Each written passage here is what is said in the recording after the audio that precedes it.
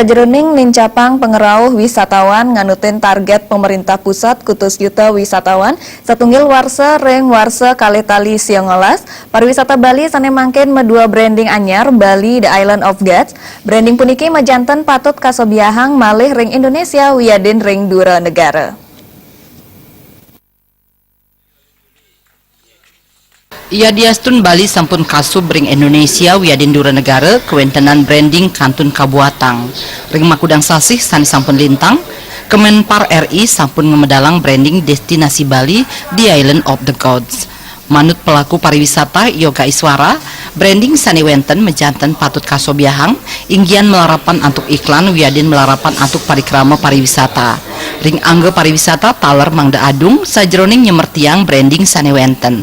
Napi malih kantun akeh sani durung uning majeng branding punike. Jadi branding itu memiliki dua fungsi, ya fungsi keluar dan fungsi ke dalam. Nah fungsi keluar tentunya adalah memberikan suatu janji atau promise kepada tamu turis ya. Dan yang ke dalam ini yang lebih penting ya, bagaimana bisa menyatukan para stakeholder pariwisata yang di Bali untuk bisa memiliki persepsi yang sama atas kesepakatan daripada branding yang sudah ditetapkan. Bali memiliki tag itu adalah The Island of Gods.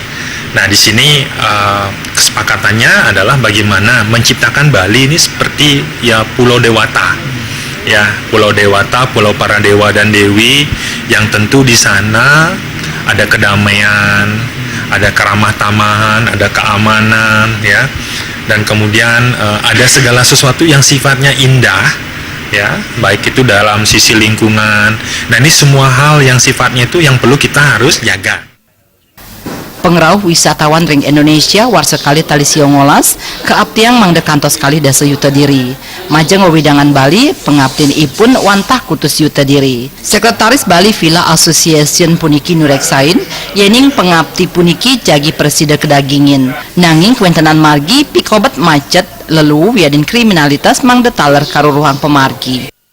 Winata Bali TV.